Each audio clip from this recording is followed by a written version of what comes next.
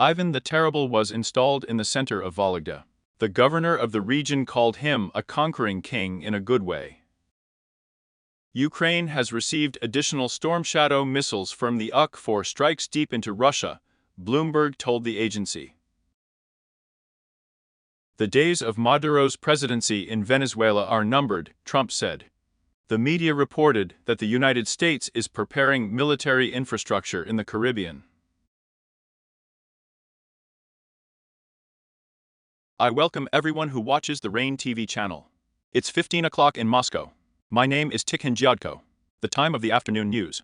We are telling you about the main thing for this minute. Let's get started. A 9-meter monument to the Russian Tsar Ivan the Terrible was erected in the center of Vologda. He appeared at night on the central square of Vologda, Kremlin Square, next to the 3-story building of the Vologda Kremlin. The monument was installed on the initiative of the local governor Georgy Filimonov. Earlier in his Telegram channel, he called Ivan the Terrible a semantic and cultural marker of Vologda, since by decree of the Tsar, St. Sophia Cathedral was laid in the city, and the Kremlin was built. In addition, Grozny wanted to make Vologda the capital of the Opryknina. Filimonov believes that the Tsar played a positive role in the history of Russia. Then I quote, "Multipliers of Russian lands, Kazan Khanate, Astrakhan Khanate. This is Orthodox missionary work, a symbol of the Russian world, a dynamic, somewhere harsh in a good sense. Aggressive movement forward. A powerful hero, autocrat, conqueror.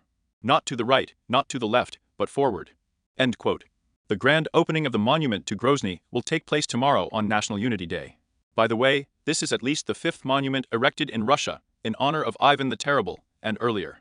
On the initiative of the same governor of the Vologda region, a monument to Joseph Stalin appeared in Vologda. Historian Stanislav Miraminsky Stanislav joins us live. I welcome you. Good afternoon. But we know that often, and probably generally, monuments to historical figures speak more about modernity than directly about history, about the period to which these same figures belong.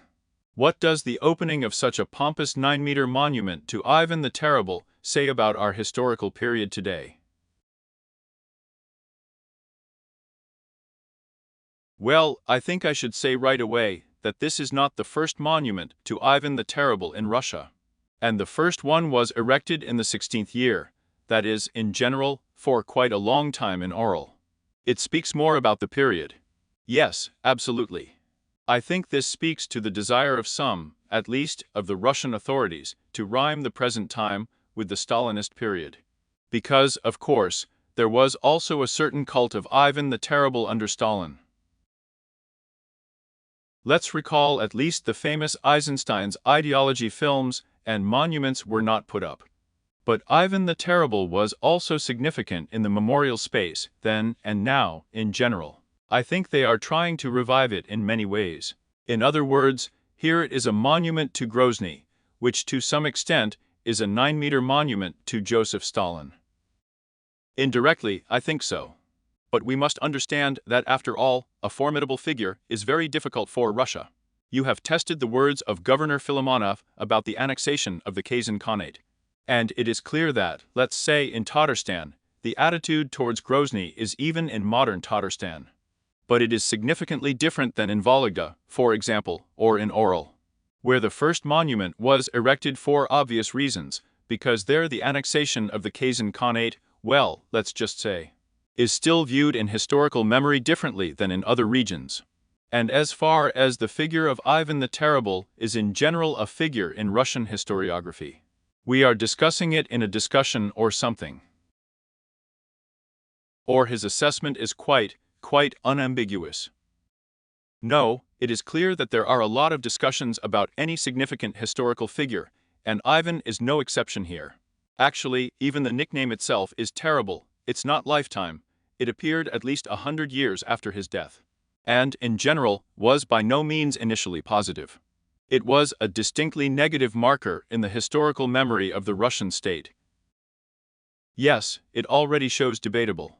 Yes, on the other hand, after all, as the first ruler of Moscow who took the title of Tsar, it is impossible to deny its significance, so of course, historians will argue about various aspects of his time. And will undoubtedly argue for a long time. And these different aspects, if we simplify them completely within the framework of a short TV broadcast, What kind of spectrum is the spectrum of polls here for evaluating Ivan the Terrible? Yes. Well, actually, it seems to me that one spectrum is again shown by the quote that you conducted by Governor Filimonov. Another spectrum shows that, of course, it was certainly a very bloody time. On the other hand, it must also be evaluated in context. Because the 16th century was not a century of pacifism anywhere in Eurasia, and it was a century of wars, repressions. For example, we have a letter from Ivan the Terrible to the Holy Roman Emperor condemning Saint Bartholomew's Night in France, when he writes that the French king shed so much blood of his people in vain. Although the Terrible himself, having made, for example, a campaign, the infamous campaign against Novgorod, shed even more blood of his subjects. Yes, here, of course, it is impossible to consider any historical figure without the context of the time in which this person lived. Well, you're talking about the pole of cruelty, about the pole of the most formidable. But this should be borne in mind. Yes. Well, do we want to actualize this in our time? Yes. So if we put up a monument, it means we want to update something, right?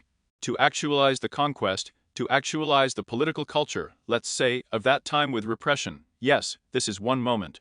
It is clear that, for example, for the current government, Grozny is very relevant as a person, who in the last years of his life waged war with the West, which is called the Livonian War.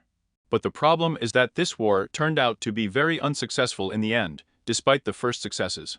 In the end, it turned out to be a heavy defeat for the Russian state. So it is quite risky to recall the Livonian War in the current context, because it can give rise to different associations that are not always pleasant for Moscow. What do you think, and how can we explain the fact that the monument to the first in modern history, to Ivan the Terrible, appeared only relatively recently? You yourself mentioned the city of Oral 2000 and the 16th year. Why didn't they exist before? I think that there was just some taboo, and in the Russian Empire, there were no individual monuments to Ivan the Terrible. Yes, it is on the collective monuments of the famous millennium of Russia in Novgorod, individual monuments were not put up. And in the Soviet Union, even under Stalin, they were not put up, because after all there was an understanding that this was not the figure that could become a consensus of unconditional approval in society, and the figure that could generally be used as a kind of symbol of national unity. Now, apparently, this taboo is being removed, or at least the authorities are trying to remove it. Thank you, Stanislav Miraminsky, historian. Live TV channel Rain, we talked about the appearance of the Vologda monument to Ivan Threats. And the opening ceremony will take place tomorrow at the National Unity Day. The Doge TV channel has been in existence for 15 years. All these 15 years remain the only independent TV channel in Russian about politics and the world around us. We were able to do this only thanks to you, our viewers. You have not left us in the most difficult moments, and thank you for helping us now. So that the only independent TV channel continues to live, please make a donation. The link, as always, is in the description of this video. In addition, the QR code that you see on the screen, you can go through it and see various ways to support the Doge TV channel. But now we will take a break for a while, after which we will talk about Donald Trump and how he plans, and perhaps does not plan. So we will discuss the military operation against Venezuela.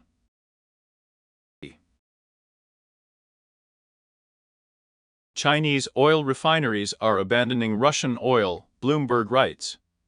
This happened after the introduction of US sanctions against Lukoil and Rosneft. China's oil giants, such as SAI-OPEC, PetroChina, have so far cancelled some planned deliveries of Russian oil, traders report. Smaller private refineries are also refraining from supplies, fearing sanctions. On the eve it became known that Turkey began to buy less oil from Russia after the introduction of the same US sanctions, Reuters reported. Ankara has already purchased 4 shipments of crude oil from Kazakhstan and Iraq. 2, which owns 2 large refineries in Turkey, is likely to completely abandon the import of Russian oil at one of these plants soon, in order to continue exporting fuel to Europe, 2 agency sources said.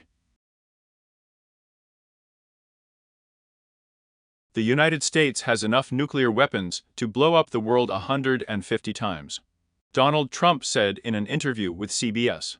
The American president believes that the country should conduct such tests to see how the weapon, works. Russia has also announced plans to conduct tests. If you've noticed, North Korea is constantly conducting tests.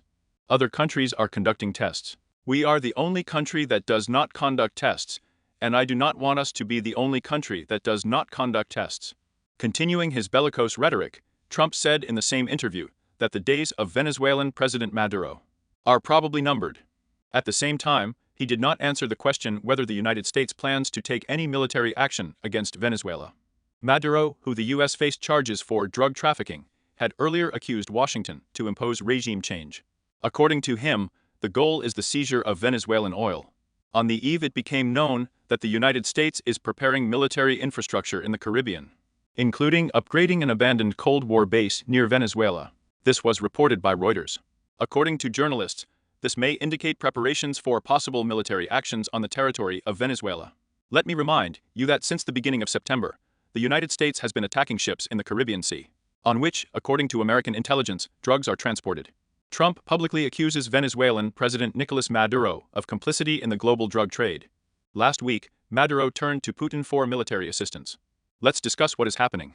With us, Alexander Filipenko, Americanist, candidate of historical sciences, presenter of the Brick Show channel, is in touch.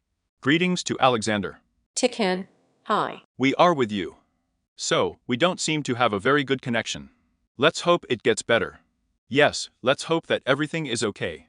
So, we discussed with you the other day that if we compare with the US military operation in Panama, the number of military personnel who are located near Venezuela is negligible.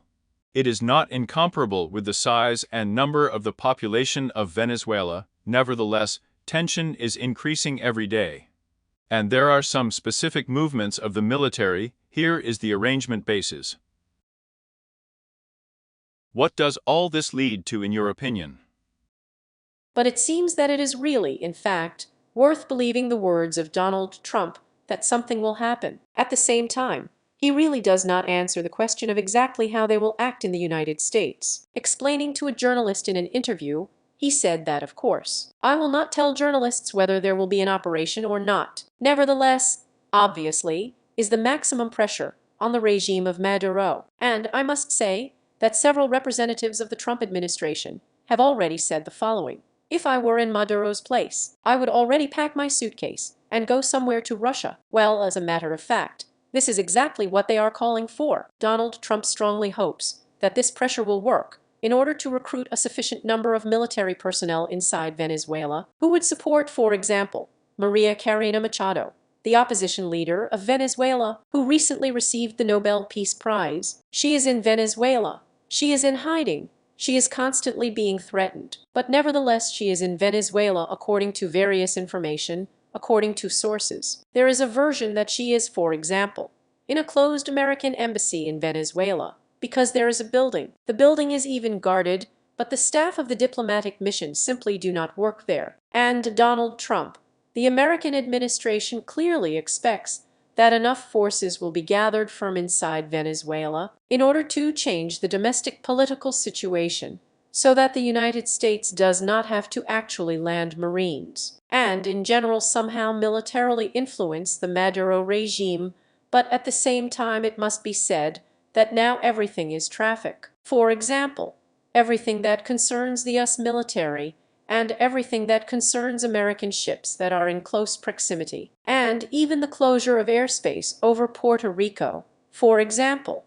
All this suggests that an air operation is probably being prepared, something like what was seen in Iran. These are the strikes on Iran's nuclear facilities. It seems that something similar can be seen in Venezuela, at least, not a landing, but some kind of strikes, pinpoint strikes, including Maduro is afraid of this. And that's why he's been living in hotels lately. He does not live at the residence. He does not live in his house. And he lives in hotels, where also lives a lot of tourists and people in general. And counting precisely on the fact that the United States will not strike if there really is some kind of decision that it is necessary to eliminate the head of the drug terrorist cartel, as Donald Trump is called, then in any case, the United States will not do it if he stays in hotels where there are a lot of innocent people. But at the same time, Do I understand correctly that this is probably not a frequent case when one can agree with Nicolas Maduro,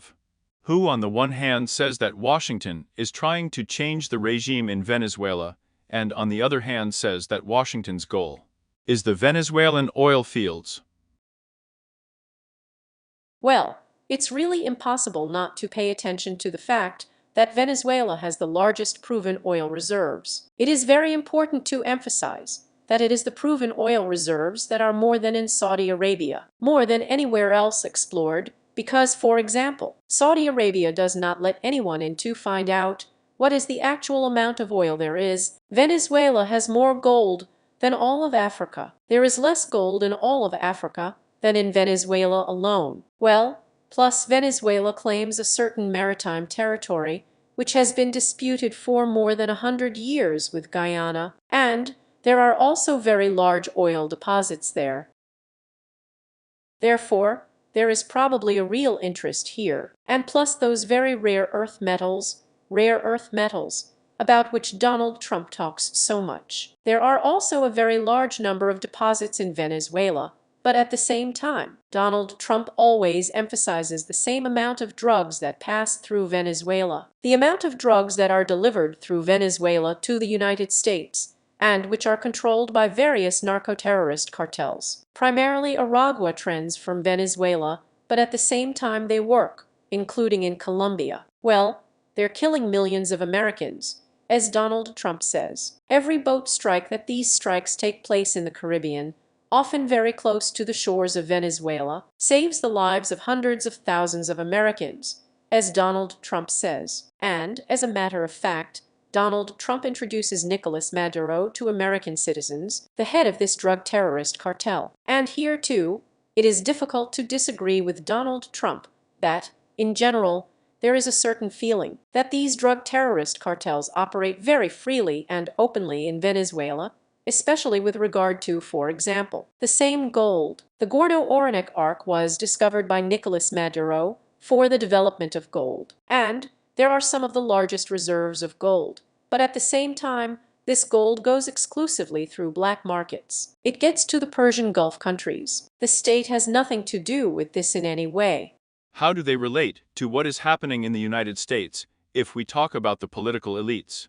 And if we talk about the inhabitants of the country? In general, how possible is a military operation to be supported internally? Well, the fact is that Donald Trump has hit, so to speak, at the most painful point, namely, the real crisis, the fentanyl crisis, the crisis associated with drug addiction in the United States. And indeed, this is very worrying for Americans, because Donald Trump has so successfully advertised this operation as an operation not to change the regime, but an operation to stop the supply of drugs to the United States. Therefore, Americans, well, maybe not so thoroughly understanding what is happening here, that this is an anti-drug operation, and therefore there is support here. Plus, after all, not Nicolas Maduro is a man who is very clearly represented by an American as a dictator who threatens the United States because he is so close friends with Russia, China, and Iran. Well, with all sorts of regimes that may be interested in Venezuela as a springboard, so that it is possible to influence the United States, or even attack the United States. Therefore, the perception among Americans is that there is no ground operation yet, only if there is no ground operation, called Cleats Underground. If this is not the case, then there is support. If the operation is ground-based, everyone is afraid and warns that in no case should we get involved in a protracted conflict of some kind, especially since, as we really discussed with you, Venezuela is a huge country. Venezuela is a mountainous country, and the country is covered with jungles. Well, therefore, will be very difficult to talk about a ground operation. This is exactly what the Americans will not support. Is there any contradiction between everything that we are discussing now, the possibility of possible strikes on Venezuela, a possible military operation, and the public image that Donald Trump is trying to impose on everyone, images of himself? I stopped 8 wars. I stopped the war of Armenia, of Azerbaijan. I stopped the war in the Gaza Strip. I'm about to stop the war of Russia, Ukraine. and against this as if Donald Trump is willing to start another war itself.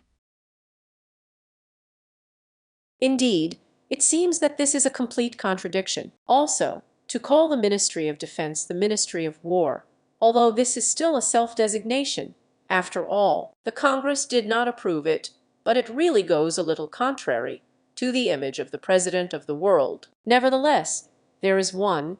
It is jokingly called the Danro Doctrine, referring to the Monroe Doctrine, of course. But the Monroe Doctrine in the 19th century warned the European powers against any interference in the affairs of the American continent. Now the Danro Doctrine, but Donald Trump's, warns Latin American countries that it is necessary to be loyal to the United States, and only the United States should have influence on the American continent. Therefore, it seems here that Donald Trump shares these issues separately with the rest of the world, and everything that is happening in the rest of the world.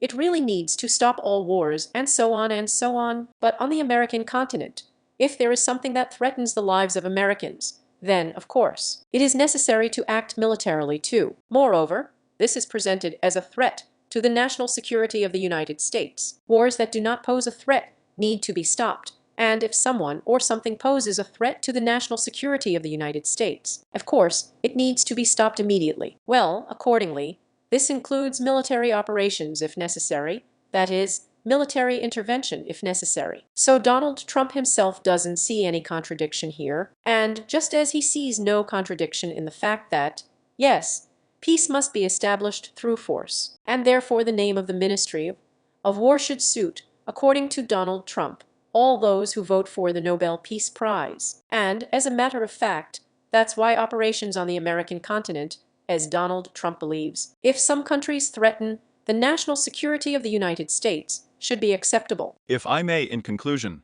briefly about the very war that Donald Trump thought would be very easy to end, but it does not come out about Russia's war against Ukraine. Tonight, European time, answering journalist questions, he once again said that he does not want to transfer Tomahawk missiles to Ukraine yet, and says that in general they need to fight and win. If they translate what was said to them close to the text, and it sounds not for the first time from his mouth. Does this mean that the efforts of the speed with which the American administration was ready to engage and contribute to the end of the war, of these efforts are already less? They say, let them figure it out themselves. Well, of course, first of all, the United States would like to see Europe as a part of the world that takes on more and more responsibility and tries in every possible way to encourage all European countries and NATO countries to do this. But Donald Trump really has it, and there is fatigue.